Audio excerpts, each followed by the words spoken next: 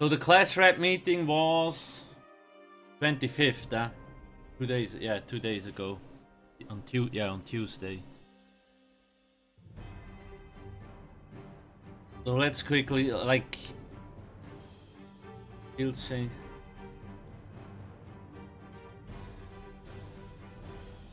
When we look at this, yesterday afternoon we met with our class rep to discuss the changes currently on the PTS, but first, before we get to the meeting notes, we know everyone feels strongly about the changes made to annulment and conjured ward.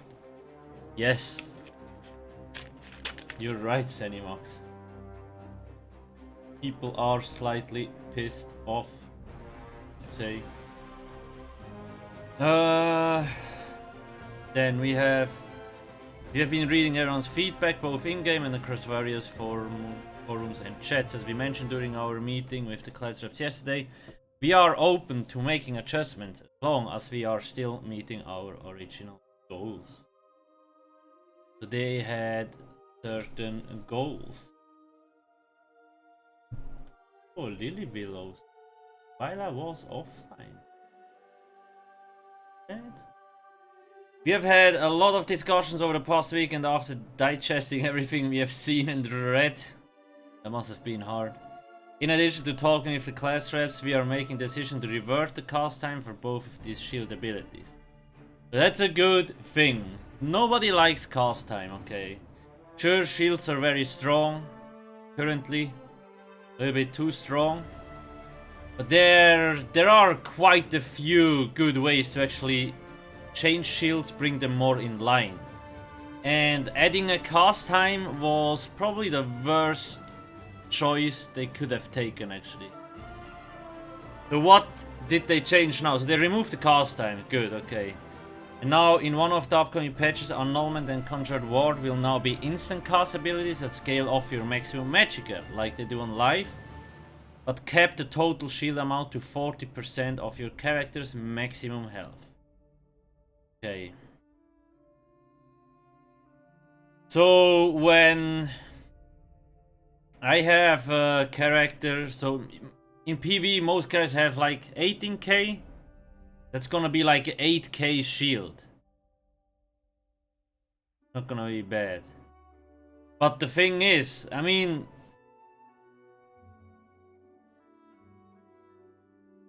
so what I'm wondering here is, so you get the max health thingy, right? And then yeah, in PvE it's clear how it will react. But in PvP, will Battle Spirit be applied before or after? Because then it would be cut in half, probably after. Probably before, otherwise it would be, or the shields would be useless basically. But the thing is, when we look at Hardened Ward, for example, it scales off your max magicka, so you get 30% bigger. But if you're already at the cap with the non-hardened ward, then hardened ward is basically useless. Am I understanding that right? Same with dampen magicka. The more light armor pieces of that morph that you wear, the bigger the shield gets. But if you're already at the cap, it will have zero effect. Do I read that correctly? Now also, shields will still be critable and they will apply resistance on it. Okay. So previously shields didn't have resistance, so even in PvE you will take a little bit less damage even when you have a shield up, kinda. So it still lasts longer.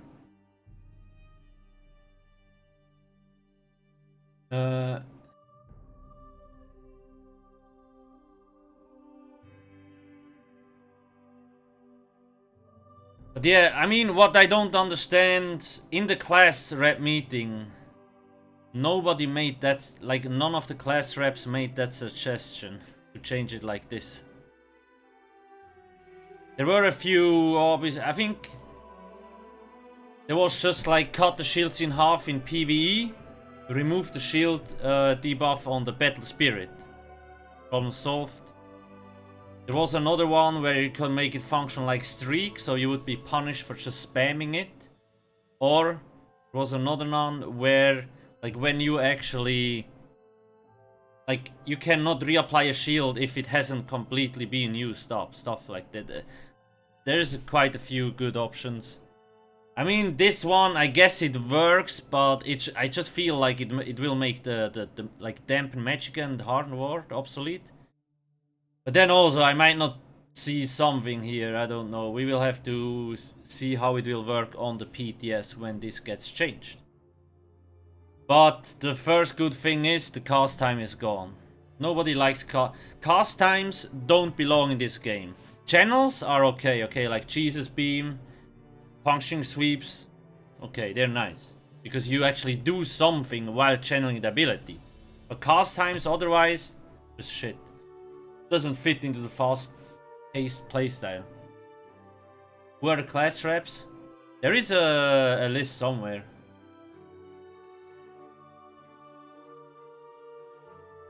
Let me... Maybe somebody knows the link.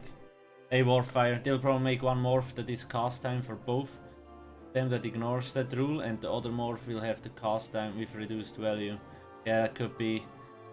I just don't know why they persist so hard on having cast times. It just doesn't, like, the game is really fast paced.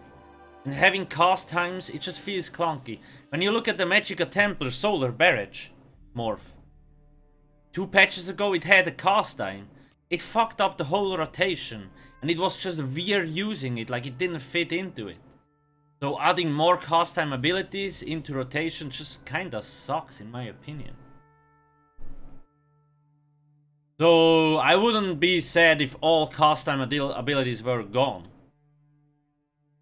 Sure, they would have to adjust some skills obviously, because there's some really hard hitting abilities like Snipe. But I think also nobody would really care if Snipe got changed. Oh yeah, a major and a minor ward system also would make a good... Would be a good choice actually. So then you actually couldn't stack 3 shields on top of each other anymore. But also don't forget, like shields like Blazing Shield, the Healing Ward, Igneous Shields and so on, they're still instant cast. Because truth is, like in PvE, if the cast time was still there, we would have just I mean, Mekplar does really good. Does really fucking good right now, and you probably would have just started using Blazing Shield with the Suchik Shield and still got like 11k shield out of that. It would have to be a little bit more thoughtful, because you need to block in the right moments to actually get the Suchik Shield and that kind of stuff. But yeah, I don't know. Anyway.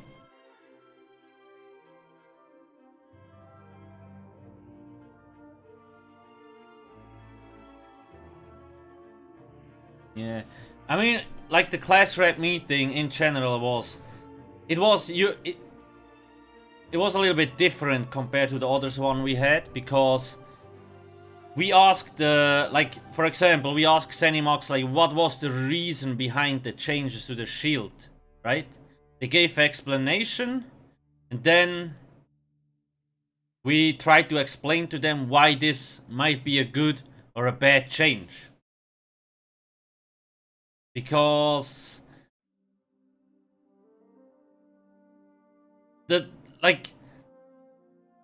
they changed the shield stuff because of certain things, but it is only very narrow, right? And we tried to explain to them like what else it will affect, how it will affect the game and so on. The shield changes took up a lot of time, like 30 to 40 minutes alone, just to trying to explain why that cast time is a bad move for the game overall. I will go Dark Souls after this, don't worry.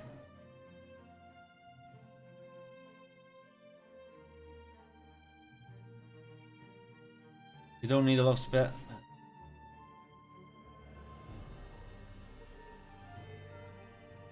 And I mean, you know, like even if the cast time would stay, sure you could go heavy armor mech Sorc, but then like I feel like it would kill off a unique playstyle of magicka Sorc completely, and you will just end up with impreg in Cyrodiil, like stuff like that. But yeah, we will see. We have to see how, like, It is not 100% clear what this exactly means, like how it will work with Battle Spirit. Will it be before, afterwards? How will it affect those morphs? So we will see when they will implement those changes. It's probably gonna be implemented, I'm not sure next week, probably next 2 weeks from now on, like Monday in a week. We will see, we will see. It would be nice to get the changes in next week. We actually could see it. But anyway, let's move on. We haven't even started yet. Class rep meeting with Sorc for update. We approached this meeting differently previously. We spent for more of a here's a list of all pain points approach, which meant that while the devs heard a lot of concerns, there was little time to interact as to why those were concerns. This meeting we wanted to actually discuss and communicate with the devs why they made certain controversial changes. This meant we got a lot more insight into their thinking, and importantly, they got more on why we and the community felt some changes would not improve the game. We felt the drawback to this approach could be minimized by emailing Sorc the list of class role specific issues we had. Basically, this means there is stuff we emailed and otherwise communicated to Sorc that isn't in this document. So usually what happens, I mean, so Joy Division is basically the text of him. Like Joy Division gave him the meeting note, gave Zenimax the meeting notes, they approved them and put them here. So it might be that some things got skipped, some stuff might be wrong explained because Zenimax changed it. Because Gina's the community manager, she's handling most of the, how do you say, the PR stuff. But she doesn't really play the game often, right? So she doesn't really have a deep understanding of the game. So, like, you can't blame Gina if there is something wrong with the rep notes and so on. Like, she's just, I don't know, probably Lambert is signing off on those notes and so on. She's just sending the message. That's why I don't understand why so many people are angry with Gina, because she's just a community manager. She doesn't make any change decisions and so on. So yeah, usually before the meeting, because like I think in the first or second meeting we realized if we don't give Zenimax a heads up, it takes we don't have enough time. 2 hours is gone fast.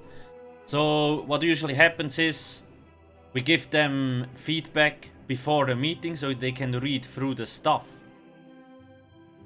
And like mentioned here previously, Zenimax asked us, okay guys, we want pain points. 3 to 4 pain points of each class. And that's what we gave them, right? Because they asked for it. We don't give them suggestions on how to fix classes. We don't give them suggestions on like how to change abilities. They're not asking for that. That's what a lot of people don't understand, it seems, with the class rep meeting.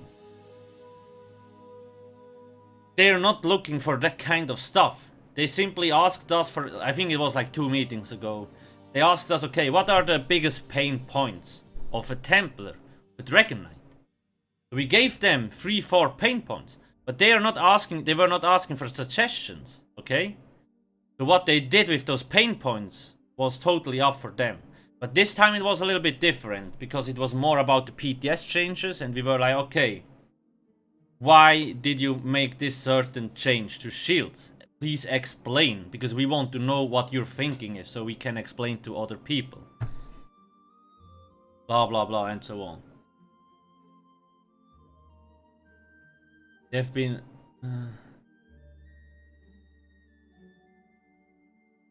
Well, 40% of health. I mean, that's another thing that I actually forgot to mention. Let's actually... Oh yeah.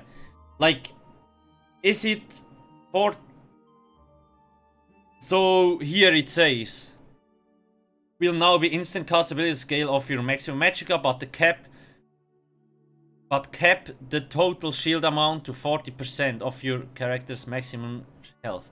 So does that mean only annulment and conjured ward is capped at 40%, or is it overall the shield? So when you spam in PvE, you use annulment, conjured ward, and the Suchik shield. Usually that would be like, I don't know, 25 to 30k shield.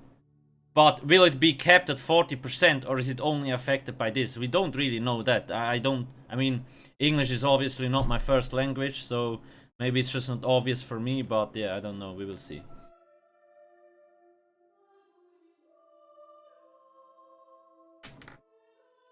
It's like blaming the waiter for fucking up the food when you should be blaming the chef. Yeah, kinda.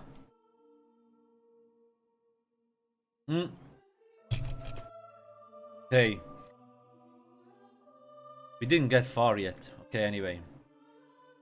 And it's the same thing. Like, a lot of people are blaming the class reps, but the class reps are not making any changes.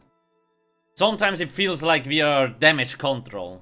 Zenimax makes a change, and we are trying to explain to them why it will affect the game in a bad way. Then they change it anyway. But anyway, whatever. In the end, the class reps are doing this for free, okay? Like, they're not getting paid for that stuff.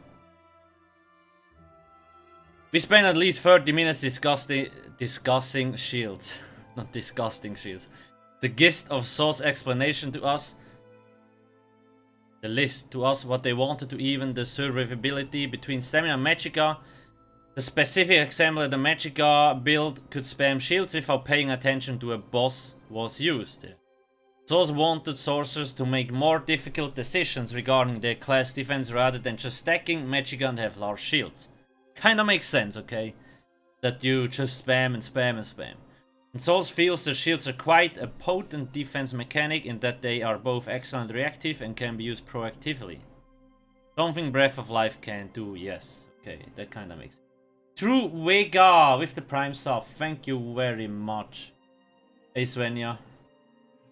Yeah, I woke up at 7:30, went swimming, came back, drank my coffee, read some QQ in the Discord, and then I basically went live.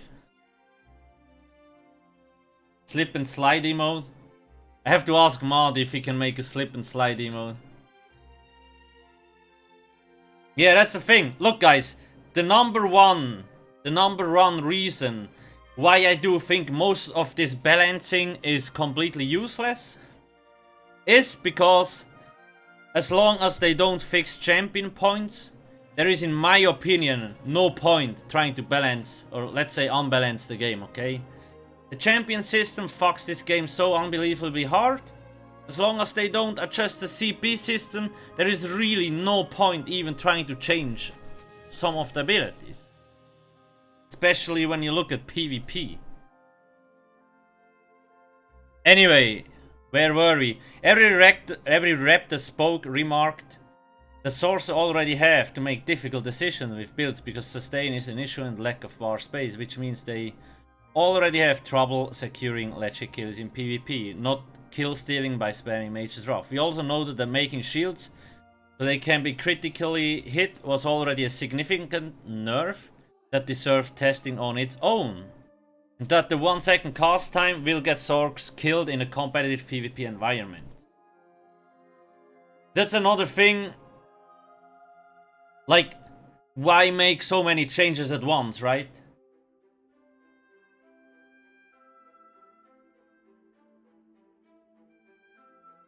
Why not just change how the crit, so like you can crit shields? Look how that affects shields, and then move on to the next. If it's not enough, change something else. But why scam in so many things? Why do you say that about CP? Well, look, champion points are the most unbalanced thing in this game, and that's why, first off, PvE is a joke because of CP in Endgame, and that's why PvP is such a mess. Now, I kept recommending, or I keep saying, that to not make people angry in PvE, there is an easy solution. So the thing is, if they nerf CP, people will QQ, okay? What they can do is, however, introduce a third game mode called Nightmare mode or whatever the fuck, okay? Where CPs are deactivated, so kind of like a next tier difficulty mode. People would see this as a new challenge and not really as a nerf, okay? At least me. They could give new rewards, new titles to show your big balls, or I don't know. Stuff like that. And yeah, PvP already has no CP campaigns, and we all know that this is more like better balanced than the other shitty mess you have. But for me, it's mostly about PvE, because Endgame is a joke. Like, raid guilds, most people, like, we are at this point again when you look at... So when Morph Lorcash released, before Morph Lorcash, there was AA, Hellra and Sanctum, do you remember? We run through those trials in like 5 to 7 minutes. Just nuke everything. And then Morph Lorcash came, and people just run against the wall. They were like, holy fuck, how are we supposed to beat this? Those bosses actually deal damage. What a surprise! It's unbelievable, right? You have to use your brain when you actually play PvE back then. How? And we are at this point again now, where, like, you just nuke things down. Execute mechanics. What is that? Does this exist in this game? Nobody knows anymore. Back in the days, when you look at Dragonstar Arena, or I don't know, Maelstrom or whatever, you had to play through execute mechanics several times to actually show, I know how this works. I know how I can avoid the damage. I know how I can avoid to die. Now, okay, boss reaches 25%, just drop ultis, nuke him down, dead. So you don't even need to know what the execute mechanics are, because you can just skip them. That's why, like, people have really high DPS, but you do not really see who is actually good, really playing the mechanics, because you can just avoid them. That's my thing. That's why I say, do not piss. Lunar Phase, yeah, is probably the best example in Morph Lorcash. There were only a few guilds that actually managed to complete the lunar cycle. It's no joke. Probably a handful of guilds that managed to complete the lunar cycle. Most other guilds failed. But then, at some point, you could actually nuke the boss before he went to the lunar phase. So a lot more guilds could actually complete the trial.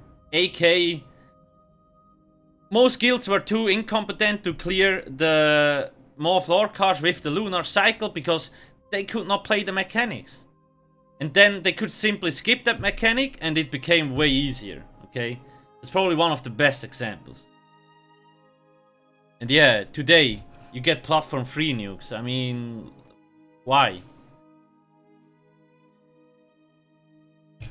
And that's why I say a 3rd tier difficulty like Nightmare mode, where CPs are simply deactivated, would not piss people off, but they would rather see as a new challenge. So you have normal mode, you have veteran mode with champion points, which can be difficult, but you will have significantly more DPS, more damage mitigation and so on. And then you have Nightmare mode, and you know, okay, it's Nightmare mode, you expect to get fucked up, okay? So it's like, okay, I need to be really good to get in there.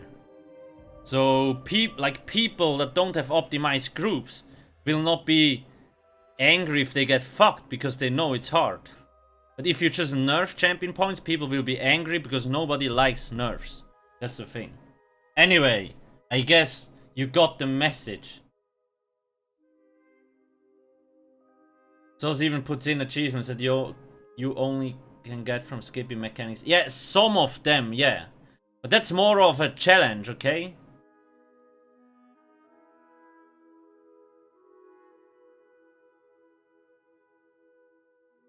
Taloskin. You can already run trials in no CP mode. Just have everyone reset their CP and leave it unassigned. So, look. If there is no incentive, why would you do it? No, you would not. You need either a new title to show that you have big balls, to brag, or you need a special mount that you can get, a different leaderboard system, or like when you do that stuff in Nightmare mode, you get twice the amount of points on the leaderboard and so on. Otherwise, if there's no incentive, people will not bother doing it. That's the thing. Zenimax actually said that one of the they're thinking about it, like, Not maybe implementing it like in this version, but they're thinking about something like that. But the reason why they are hesitant to do it is because they would have to come up with a new reward system, right? AK, they're just too lazy.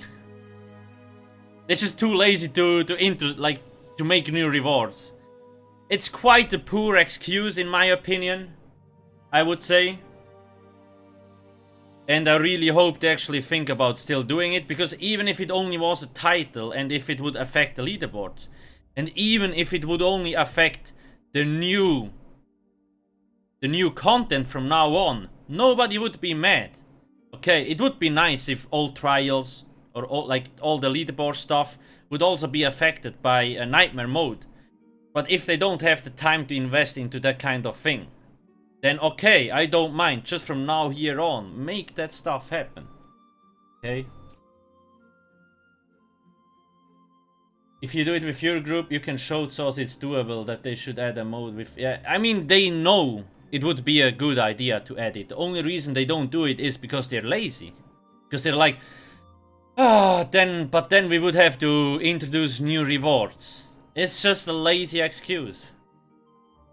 But in the end, I think they received the message. At least they're talking about it, right? Even if we will only see that in the next chapter, I think it would already be a big win, because obviously they can't just snip the finger and make the change happen. It would take like time to assign resources to such a kind of change and so on. Stuff like this doesn't happen overnight, so they need time to think about it. Would it be helpful for the overall community? Would it be something new people would like or not? And like, okay, how much resources would it take? Like, will it take 4 months with 20 people to make this kind of change? It would be way too much resources, then it probably would be a no. But I don't think it can be that hard to implement. If you just deactivate CP and give us a new title and stuff like that. I don't know. I'm not the dev, it's just what I suggest.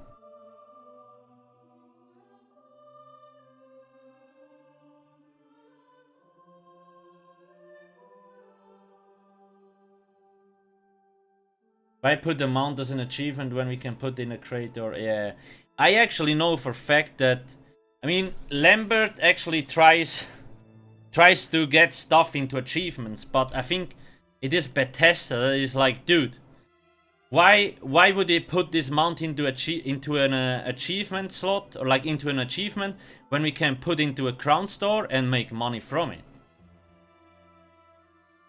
But I think actually Lambert is the good guy here and tries to really fight that. I don't know if it's true or not, okay, but that's how I feel it is. Because we all know if Lambert wasn't there, the game would be totally fucked, okay? He is carrying Sorc so fucking insanely hard. Or at least the game. That's just how it is. Yeah. I mean, you know, if we would take CP off and do a trial run, we probably would get butt fucked so hard. It would really take time to adjust. And the thing is, we also want to raid leaderboards and so on, so we don't necessarily have time to spend 2 weeks just trying to get the no CP clear somewhere. Like, we would have to do that in off-raid days.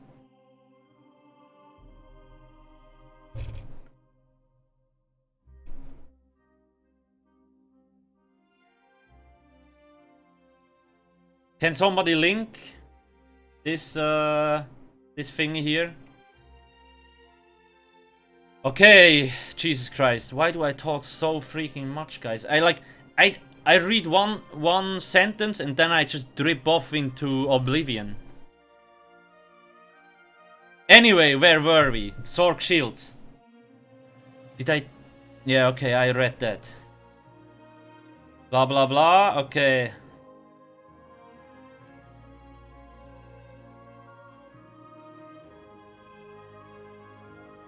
We also mentioned numerous times that the mechanic of cast time is something that is disliked by many people because it breaks the flow of the fluid, and the fast-paced combat that defines ESO. Yes, okay, that's very thin.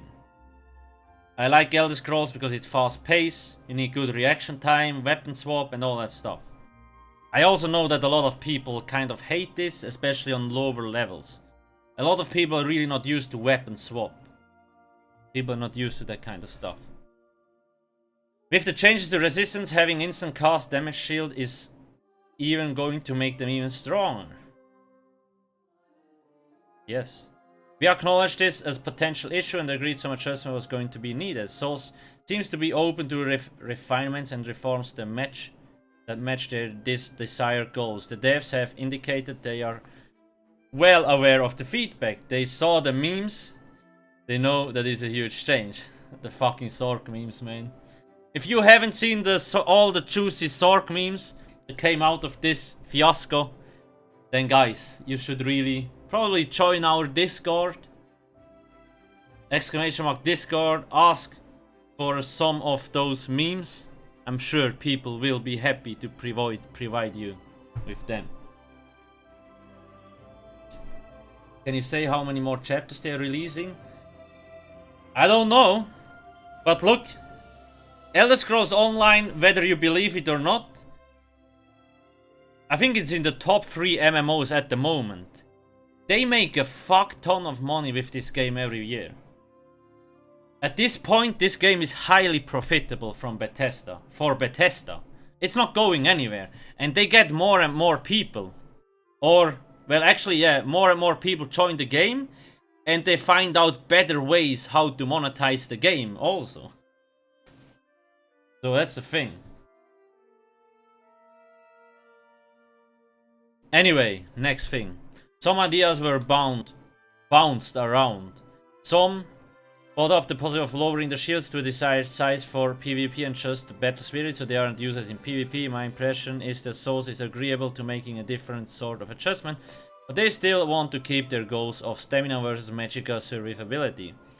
Want some sort of diversity into how Sorcs defend themselves. They don't want the magicka build spamming shields while ignoring PvE mechanics. Again, yes, it is a problem, but ignoring PvE mechanics, it's just we can nuke everything. The devs ended our conversation with the thought whether or not a morph choice would be well received. That is, if one morph had a cast time and the other one not. One morph had a 1 second cast time and you got a large shield, and another morph which removed the cast time but you get a smaller shield. That would be an option. I'm not really fan of that one because, again, I hate cast times. It doesn't belong in this game. There's only so much I can type and not every detail from our conversation is printed above. I came away from this conversation with the impression that the devs are open. They know it's a big change. They know there are potential better ways to achieve their goals. Okay, that makes sense.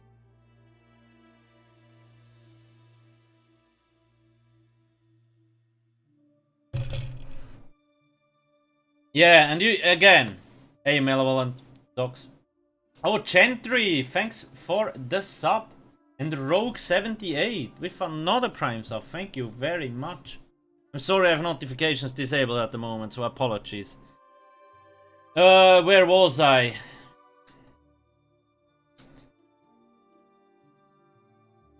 Yeah, so you have to see. They don't necessarily invest a lot of resources into balancing or unbalancing the games, into dungeon and trials. That's why so many bugs or unbalanced stuff is in the game for so long. Because the team, like the dungeon developers and trial developers, those are the same guys. So they have to make 4 dungeons a year, a trial and maybe arena now, I don't know. I think it's 5 people that do this, okay? That's a lot of stuff that 5 people have to do. And the combat dev team that is in charge of creating new abilities, new skill lines, changing other abilities, old abilities, I think those are like 5-6 guys, if even. So it's a very small team that works on that kind of stuff. That's why you see so little changes. Because they simply don't have enough resources allocated. Because it's not their priority. They make the money with new players. they make the money with chapter sales, if you haven't noticed by now, and Crown Store. That's how they jam in the money, or like get in the money. And it's highly profitable again. It's well, not the update, 20 specific concern. We spent a fair amount of time discussing the champion point system because it is our belief that the power creep in this system is responsible for many of the issues Sorc is trying to address in the first place, such as players being able to avoid mechanics, not have to make difficult build choices, and the feeling that healers are not needed. The devs indicate that the CP system is intended to counterbalance itself. That is, I can get X buff, but that is negated by your X buff. The devs indicated the way multipliers and other mechanics currently work means the counterbalance is not quite right. The class reps agreed and added the problem goes deeper. Since bosses don't have CP, they aren't getting the X modifiers. The end result is that players quickly outscale and become too strong for PvE content gets released. So yeah, to quickly explain or elaborate on this a little bit more, Zenimax basically said, okay, look, we have the champion point system, and player 1 can use that system and player 2. So player 1 can get more damage in the blue CP tree, but player 2 can negate that same damage with the red CP tree, so it balances itself out. That's their idea of the champion point system, which is obviously not the fucking case, especially not in PvE, because bosses, like, they don't have that kind of CP tree, they don't have damage mitigation, they don't have increased damage from CPs. It's not how PvE works. So the champion system, how Zenimax thinks it works, is not working in PvE at all, actually. And counterbalance itself, that is, I can get X buff, but that is negated by your X buff. Like I said, you know, like you can get more damage, the other dude can get more mitigation. But that's a flawed system in my opinion. It would be way more interesting to have like, okay, you know, I invest more points into damage, so I will lose recovery maybe. So you have to make that balance decision, or like that choice. Like, okay, I want more damage. If I invest more points into damage, I will lose something else. At the moment, you only gain. It's buff, buff, buff, buff. That's why it's so fucking broken.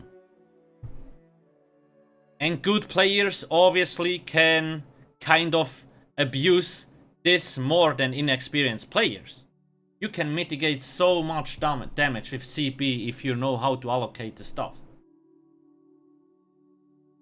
And we all know what happens when an 800 CP dude or like a 700 CP dude incaps a dude with 200 CP. It's just goodbye. So yeah, like when we look at 300 champion points, I think the game was better balanced around that time, in my opinion. 300 CP actually was pretty good. Yeah, but so in the end, I am happy that they are acknowledged the problem, and that they're also talking about it. So I'm always, you have to see, when we look at the class rep meetings and so on, I'm always happy when we already see, okay, Zenimax knows it's a problem, they're talking about it. Even if it takes them a year to make changes to the CP system, I don't care. I will be happy if it gets changed. And I rather them take enough time to fix it than just like rush decisions and then break it even more, okay? So a change in champion point system would be pretty crucial to the overall game. So I really hope they put a lot of thinking in there and that they actually ask class reps again and so on before they make the changes. Because they're not telling us, they're not telling the class rep people like, okay, look, we plan to make those changes. We see the changes they make the same time as you guys. That is the moment the PTS nodes go up. Hey Kitty Cat Space Cat, how you doing?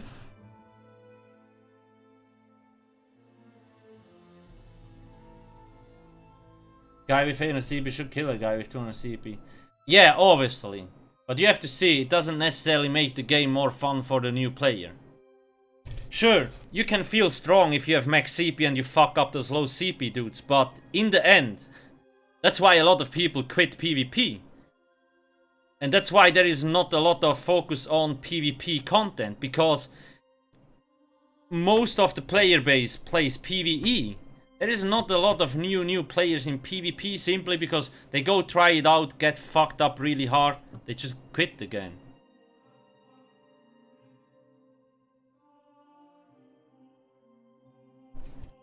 Anyway, where were we? Okay, that's this. We also said it was unfortunate that much of our class identity has been taken away because the champion point system has so much power. Yeah.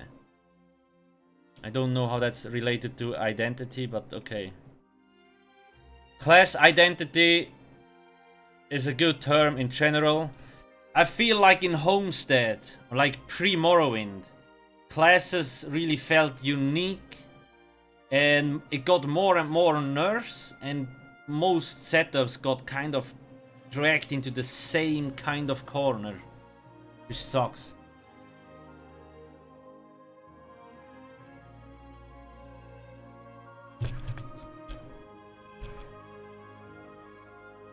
Yeah, proc sets are a whole other problem. So yeah, in non-champion points, the next problem you have there is the proc sets in PvP are simply too strong. But that's a complete other issue in my opinion. But yeah, it's just dumb. When 70% of your damage comes from proc sets and not yourself. You just get carried by sets. Anyway, next, Dragon Knight. Stamina DK still wants some form of identity. Poison changes only affected their cheap skills, yes. So when we look at Venomous Claw, Noxious Breath, Venomous Claw was already the cheapest dot in the game more or less and one of the strongest. And Noxious Breath is quite useless, it doesn't do enough damage. It's hard to hit, like to hit the enemy with it. And it's also not that expensive. So Dragon Knight's got a 25% poison cost reduction, but what does it help? If the abilities were already cheap, so it doesn't really help. Sure, Lethal Arrow, Poison Injection also got cheap, right? But it still doesn't. It feels weird.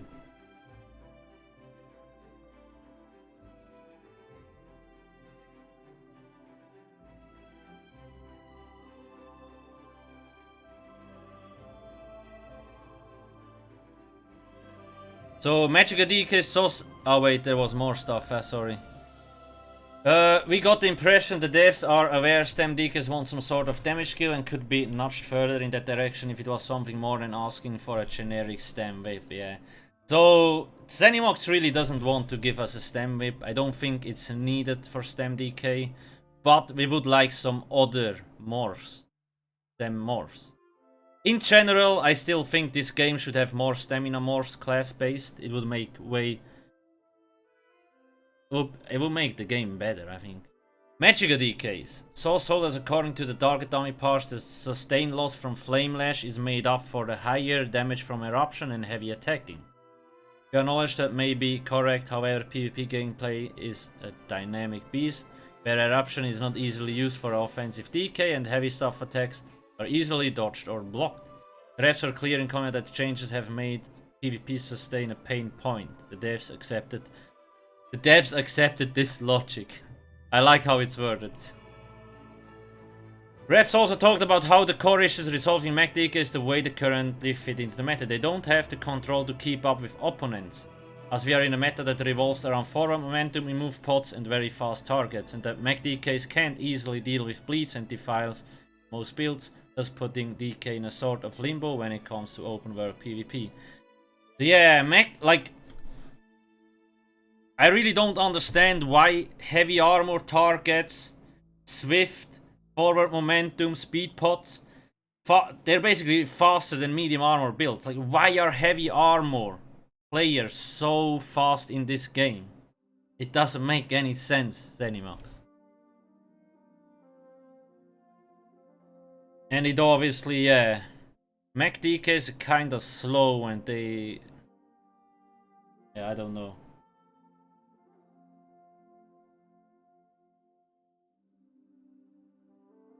So they could usually fight a lot of opponents, but then obviously if you have those Speedy Gonzalez heavy armor builds, it's really hard to pursue them. Pursue the right word? Like to run after them and shit like that. Then player speed. Sauce told us they're aware players are moving too fast and are too difficult to target with melee and short range abilities. They want to slow us down. Swift jewelry was something that was specifically mentioned. The Major Expedition buff being too strong was hinted at. The reps agreed that players are too fast and that Swift jewelry is a primary offender. Especially when it was additive to other speed boosts and forward momentum. The reps did not agree that the Major Expedition was too strong. It was mentioned that diminishing returns may be a better way to address the issues than flat out nerfs, and it is the stacking of speed that is the primary issue. Yeah. So actually before we even mentioned any of the Speedy Gonzalez stuff, they actually said they're already looking into speed of players. And then they said they already knew that Swift Jewelry was too strong and it makes targeting people really hard. Swift Jewelry is basically the best damage mitigation in PvP at this point. It's no joke. Swift Jewelry, speed pots, forward momentum, it makes your character so incredibly fast. And if you're a good player, you can, like, with the right movement, you can avoid most of the damage. And the enemy cannot really target you anymore. On top of that, there is a lot of client-side desync issues, which also don't help. So yeah. But yeah, we actually told them that nerfing Major Expedition, I don't think it's a good idea. It just needs, Swift Jewelry needs adjustment and just maybe the mod, like how they're calculated.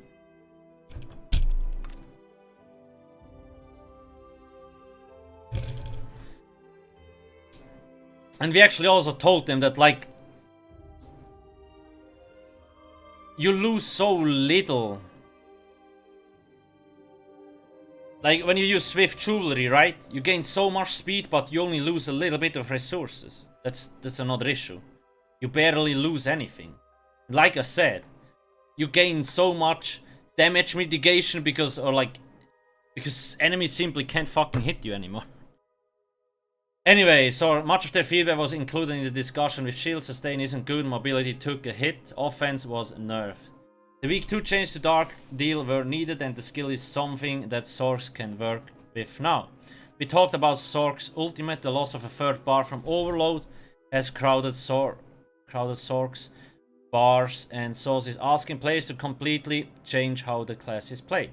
Sauce indicated that they were thinking of changing one of the ultimates into a stamina morph since they were the only class that didn't have one, and the rep simultaneously said Air Atronach. So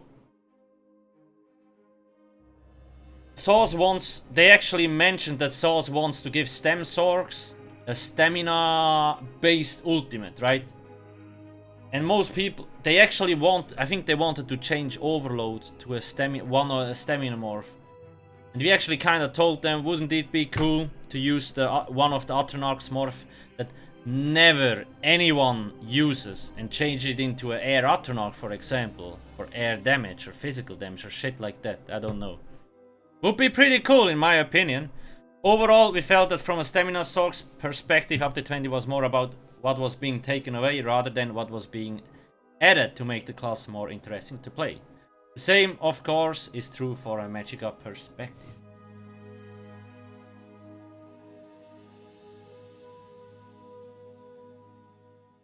Now, overall, okay, Wardens. We raised concerns that even if a Warden's DPS pass was now within acceptable standards, we feel that it is debatable as some testing indicates a DPS loss. How this came about could have been done differently. The Netch and Shot changes were welcome for sustain, but it was puzzling while Swarm, a skill many Wardens think is dull and dislike the cast twice, get higher damage mechanic, got such a high cost increase. So state Magicka Warden sustain was better than stamina after all the buffs. Petty Netch restore, Shot cost reduction, which is why they focused on the Swarm ability, which was extremely cheap and not used by Stem Wardens. I really also don't understand why they actually nerfed Swarm, it was weird. Stem Wardens got really fucking strong now though. That's the other thing.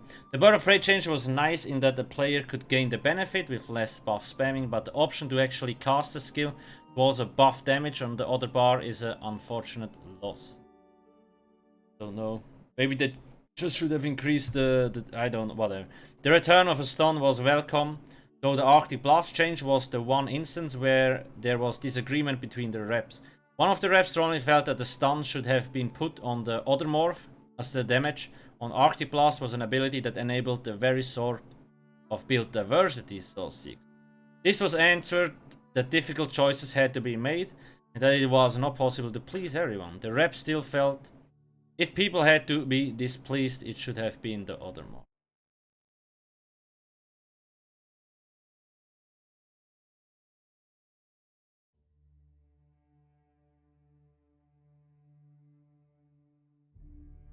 Yeah, they should really separate some skills with different PvP and PvE. So yeah, that's the one thing that's not gonna happen. So like I think I explained that in a stream.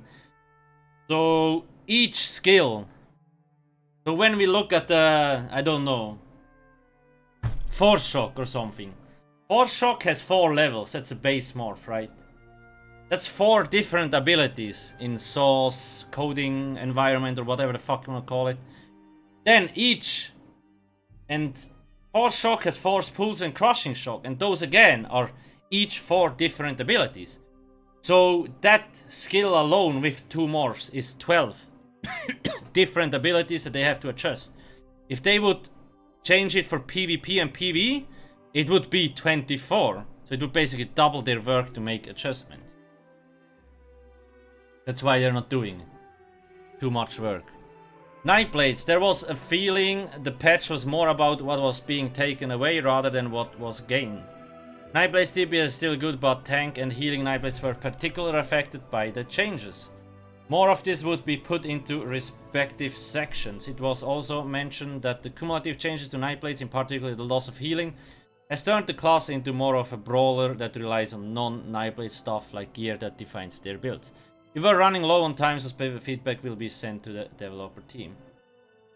Yeah, that's especially. I mean, my Nightblade tank build, which I still find pretty damn cool, and I'm still sad I couldn't have played it on live yet. With the set that heals when you dodge and Mirage, that build got fucked up. It got executed, man. Sword up the asshole, cut in half, dead. Okay. No, those are class rep notes.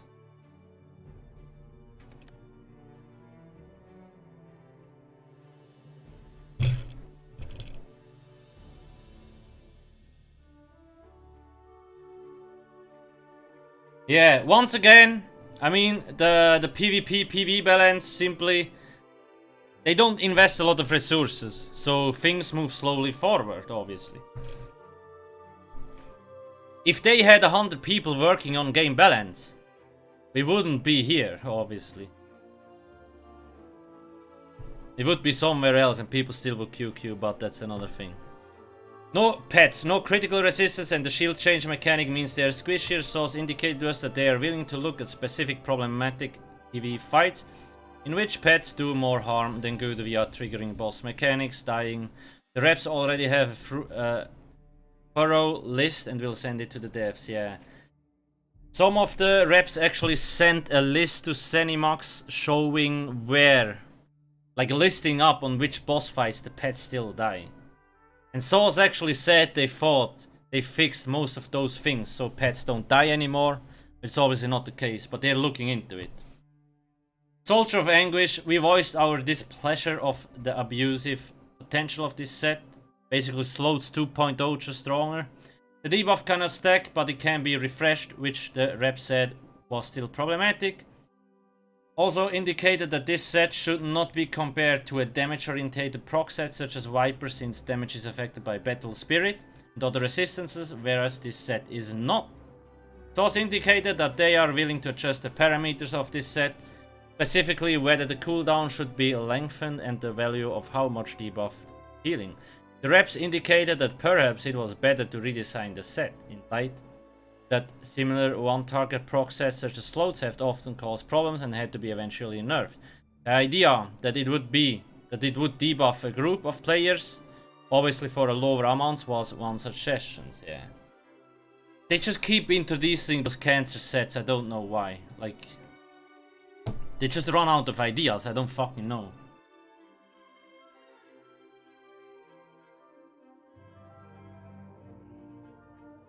World of War has its unbalances, but they have a massive dev team.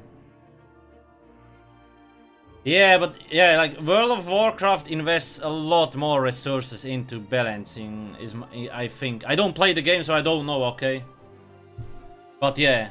But obviously, like I said, there is like 5-6 guys working on game unbalance, on new abilities, new skill lines. And you have to see, sure, they work like 8-9 hours a day, but we all know how companies work. Out of those 8 hours, you're stuck in shitty useless meetings 4 hours. Then you need to go take a dump, drink some coffee, another hour is gone, you need to go, I don't know what, then you have like 3 hours to actually work on stuff. Don't know. But yeah, I never played World of Warcraft, so I don't know. But I'm pretty sure like they have overall a bigger team. But the thing is, like I said, Zenimax focuses on what brings in the money, and that is new content. New storylines.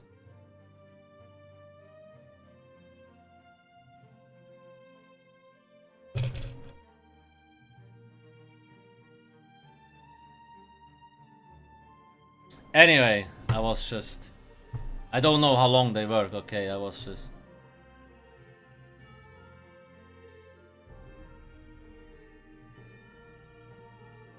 I've been to Blizzard campus a lot of times and that sums it up over there too. Okay. Tanks, stickers are still the top. The shield change made them even more desirable. So, in the new Black Rose Arena, I'm working on a guide. I mean, if you actually want to see, I put the new stuff on the website already when I'm working on it. It's already on my site, the guide. It's not finished, it's work in progress, so you can check it out if you want. In the new arena, I felt again like, yes, we have Silver Leash, a stem chain, but you need to change so much fucking mobs in there. A DK is really what you want in that arena. Argonian Dragon Knight with Spell Sim. That's what you need, okay? Otherwise, you're gonna be fucked. Templar tanking is much improved, although they are still lacking the control department. So yeah, the rune change basically made Templar sustain from 0 to hero. And for Stem Templar also. If you have seen the Black Rose run I did on Stemplar, dude, the sustain is beautiful, okay? New content with useless gear that only 10% of the players can beat. Well, the normal mode is not that hard, so you can beat that one pretty easily. The veteran version is quite difficult. It should be a challenge though. I mean, the veteran version is easier than when you compare it to, like, I don't know, to Maelstrom, or it's hard, I can't really compare it. Veteran version is doable, okay? Like, if you have a semi-optimized team, you can do it. Because there are sigils. The sigils really can carry your team.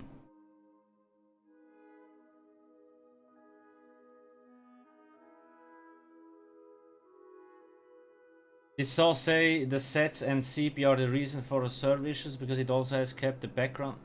No.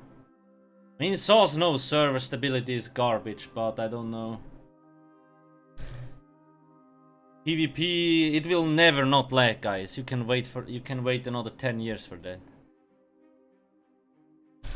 Nightblade tanking was centered on Tavas and that is going away. In general, it's probably a good thing to not have classes depend on a single set of gear, but Up to 20 is not offering an attractive alternative for Nightblade. I wouldn't say it was centered around Tavas. It was a good option. It was a unique playstyle. Same with the healing set I use on my build, which is gone now. But they killed off quite a bit of unique setups with that change to Mirage. It's bad. It also indicated they are aware Nightblade tanking sustain is dependent on light attacking, not easy, and avoiding certain hits, now not possible. There was some back forth as to exactly what sort of fights and scenarios Nightblades fall short on. However, we were running out of time. We will follow up with an email. Yeah, I think Leofa sent them a detailed explanation. But yeah, the thing is, I mean, sustain, if you're on an Argonian infused potion cooldown build, no class will have sustain issues. That's not the point. I'm more sad that they took away like quite a bit of unique playstyles to the set, to the class as a tank, in my opinion. We will see. Anyway, healers did not believe that shield changes will make them more desirable. What healers want most of all is to have impactful skills that make a tangible difference to other players, such that groups would generally feel they were better off to have the healer than another DPS. This led into a discussion about how we think the CP system and power creep has made it easier for groups to avoid mechanics and just DPS burn stuff without the need for healers. Yes, that's true. Nightblade and Sorc healers have concerns with update 20. Twilight Matriarch will have less shielding and loss of overload bar. And additional skills mean Sorcs have to make adjustments and do so without getting any buffs to compensate. Nightblade healers won't be able to be as offensive or aggressive in their healing, which again compels change via nerfs rather than buffs. We also mentioned that it would be a good idea if healers had access to impactful skills that could not be replicated via gear or overlapping buffs from DPS. The Siphon Spirit skill, to take one example, is terrible. Cast time has cooldown and offers redundant buffs more effectively acquired elsewhere. This used to be an interesting dynamic skill that was a staple of healers back in the day. I don't know. Once again, it's just a champion system. And even like when you look at certain groups, even the healers just they don't set up their CPs towards like increased healing because it's not needed, just more damage, right? Just more damage, just do more damage, even if it's only a little bit, just put it into all damage CPs. How many people gonna beat in the arena in 30 minutes with no death by the time the next patch drops? I don't know. There's not a lot of people testing on the PTS. Andy, Helmi, Marcia, me, I think we are playing the most, and we actually, I mean, basically every time I run through the arena, I give feedback to Finn about the arena. Like, what needs to, not what needs to change, like how I feel about certain stages, bugs that we found, certain exploits that we found, and so on. I'm not sure if a lot of other people do that. There's not a lot of people on the leaderboard. I don't think a no death run will be done on the PTS. I mean, we are running through the arena maybe once a day. That's it, right? Nobody's tryharding it.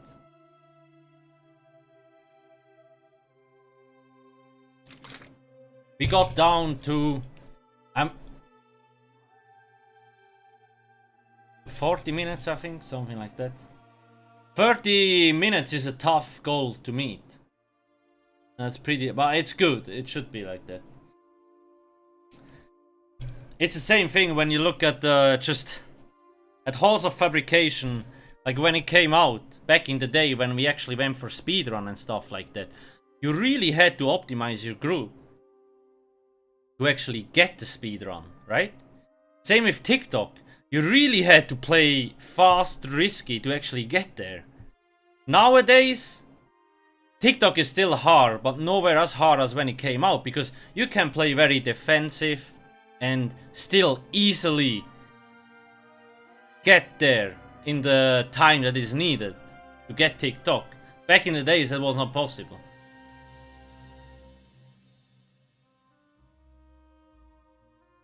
So I'm actually happy that they made the speedrun kinda juicy, not easy to get. But yeah, we will see. Maybe they will change it a little bit, I don't know. We also keep in mind when we do stuff on the PTS, we have like a 220, 250 ping plus potato server. It's just like we die to stuff that we don't even see sometimes. Like for example, the troll stomp in the new arena. We die before we see the AoE. That's how bad the shitty lag is on the PTS.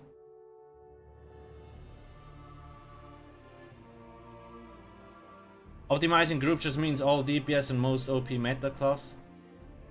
I mean, when you look at our Black Rose group, we have a DK tank, a Sorc healer, warden DD, and a Stemblade DD. If I would swap to Stemblade DD, we would have more DPS. But I'm staying on warden because minor toughness really helps in that arena. And just overall a little bit more AoE damage.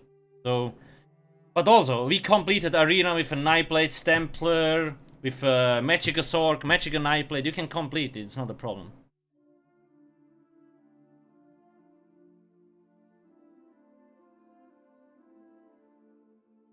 Okay, where were we? Other mechanics. Dual wield enchantments are much more powerful than other weapons, as both are full strength, so is infused and will have more uptime. Yeah, they know that. Dual wield enchantments are way too strong. I mean, you get the 100% uptime on everything at this point. It's kinda dumb.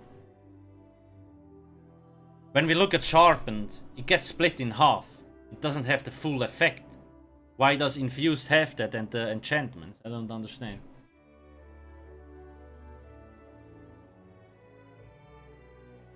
You guys want stuff buffed on PC? I don't want to make, like, the Black Rose Arena. I actually keep, like, I told Finn that the stage 2, in my opinion, is too difficult for where it is. So we don't just say, like, buff, buff, buff. Like, stage 1 is fairly easy. Stage 2 is very difficult. Stage 3, medium. Stage 4, very difficult. Stage 5, difficult. That's kinda... But I think it should go like... It shouldn't go like this, right? It should go up. You can clear stage 1. You should be able to clear stage 2. Like, it should go easy, medium, difficult, difficult, very difficult. It shouldn't go like easy, very difficult, medium. And we will see if they will make changes. Souls asks us about our feeling about heavy attacks, whether or not we felt they were worthwhile. We indicated that stamina model was smoother, mostly because they were faster, easier to connect in PvP. Or would be if players weren't zooming around. For a sustain and fit the pace of the game better. In contrast, Ice and Inferno attacks feel slow, not very impactful, and were too easy to deny resources in PvP via dodge roll. Tapping block. Lightning stuff as a channel felt okay because the user was always doing something. Yeah, channel. The channel. Because you do something, it doesn't feel as shitty. The class reps indicated that speeding heavy attacks them up would be desirable. Players are mostly looking for impact and to feel like they accomplished something worthwhile by taking the time to do heavy attacks rather than using a skill. Resources are okay, but it feels more of a chore and something that had to be done just to resume a DPS rotation rather than the heavy attack itself being impactful. Can you try one arena run with no one in group using add-ons? Why would I do that? I know consoles don't have add-ons, but look. If you're playing Endgame, in my opinion, you just need to swap to PC. The add-ons alone already make the experience on PC worthwhile so much more. Even for casuals, like sky shards, maps, and all that crap. I don't see why people would play this game on console. I really don't understand. It's just so much shittier.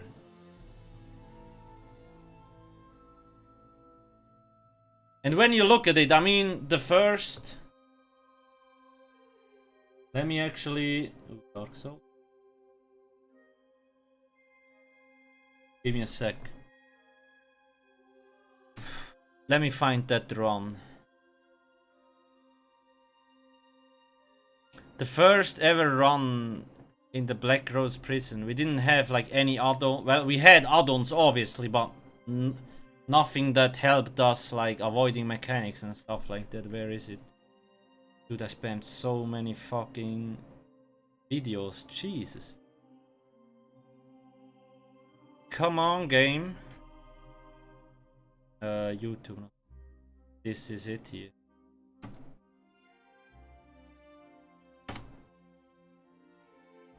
There. Check out that run. It's no, like, we didn't have any add-ons specifically for Arena. Typical PC player comment.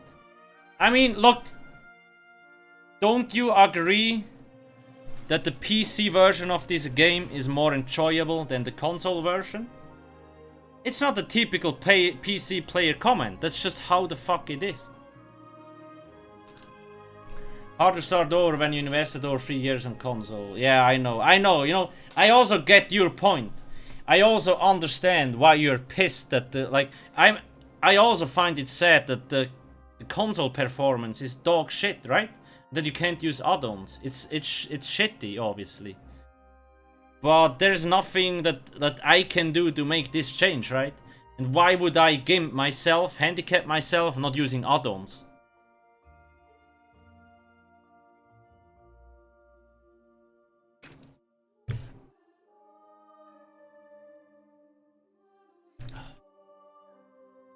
I know a lot, like, even in our guild, we have a lot of people that came over from console. And they say they would never go back. Because the game is so much more enjoyable on PC.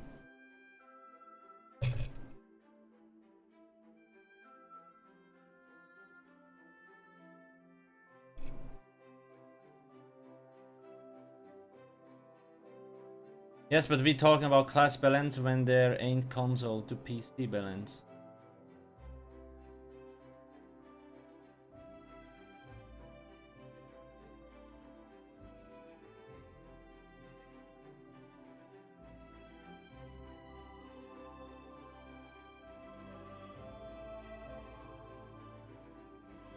I mean, the add-ons make rotations and stuff like that easier, but you can also complete all content on console, it's not a problem. Sure, it's a little bit more difficult, right? Because you don't have notifications, but nonetheless, it's still completable. But yeah, I do agree, like, you will never get the same score on console compared to a PC. Like, leaderboard. It's not, like, I don't think it's possible. We have gear swap add-ons, we have, like, notification add-ons, but that's just how it, like, I don't know what I should tell you. You just, the only thing I can say is you need to accept it. It's not gonna change. And if you really want to get it changed, you need to swap to PC, which obviously also sucks. Because when you play so long on console, then you lose so much. But I don't know what else I can tell you. Like,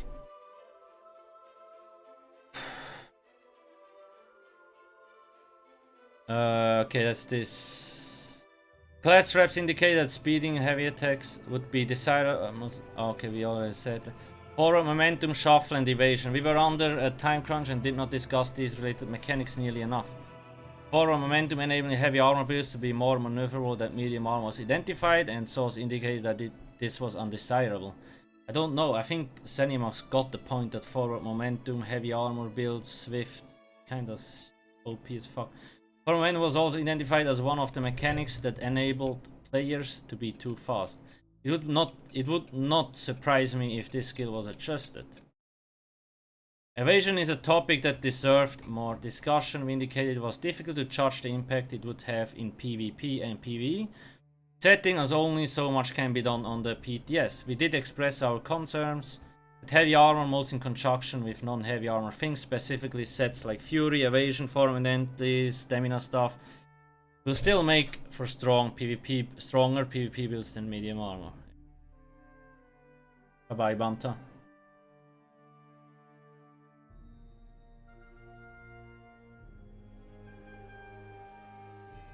I know Sorc can do account copy to PC, I don't know. So the reason why they don't do that is... Jesus. Is because Microsoft and Sony are like, no, you're not taking away players from our platform, so fuck you. That's the reason. Sony and Microsoft doesn't allow account transfers. The only reason. So you can't blame Zenimax. Need to blame Sony and Microsoft. Healing Ward. The reps believed that the initial small heal played a critical role in PvP and would upset the already precarious power balance between magicka versus stamina in PvP. Magicka is already going to get hit with whatever changes come about with Harden War and Harness Magicka, and this is going to exacerbate matters such that people may just roll a heavy armor stamina warden.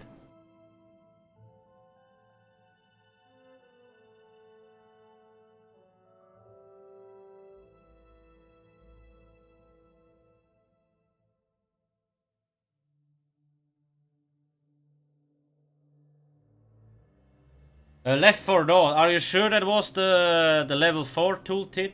Looks like you're looking at level 1 tooltip. Isn't all my game data saved under my Sorc account when I delete item to get it back? I don't know, man. I really don't know. But that's pretty much why they're not swapping.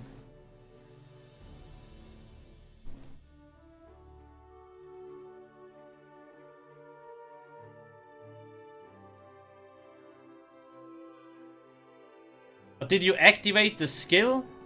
Or did you just hover over the morph options? Okay.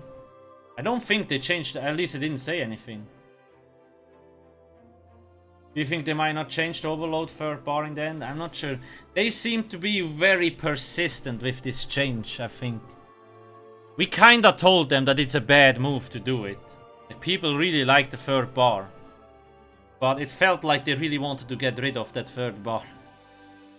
Black Rose weapons and other arena wear. Did not have time to discuss. We will email our feedback about them. Well, we already gave them feedback on that separately a little bit. Wrapping up, we ended on DPS parts and we finished. We had more than 3 minutes to continue this conversation as it finally got to the heart of many pain con. In terms of damage output, at least when it comes to target dummy parts, we did acknowledge that the classes are relatively close to each other. So from the perspective of a class not being allowed to a trial raid, that is the default of an uniform raid lead. Yeah, I mean, you can, like, it is really not a problem. You can play whatever the fuck you want if you're not going for leaderboard scores, right? It's really not the problem. But obviously most groups want to optimize and handicap themselves as little as possible. You kinda want to run the highest deep stuff. But yeah, in the end it's up to the raid lead, that's the thing, yeah. However, we felt how players were getting the DPS and how these goals were achieved could be done better. Specifically, we felt there's a lot of heavy attacking. Certain classes have to spell assume while other can infinite sustain a light attack rotation. Certain skills got nerfed, flame lash and other things that are either not fun or have negative effects in respects. In short, it is fair to say DPS parses are better and more in line, but the gameplay to get the DPS is not as enjoyable. I think they also kind of started to understand that, like, some things just don't feel fun to play. So, like, the game should be fun to play for whatever class you play with. Then it wouldn't be a problem if a class does a little bit less DPS, but if it would be fun, it would be no problem, right?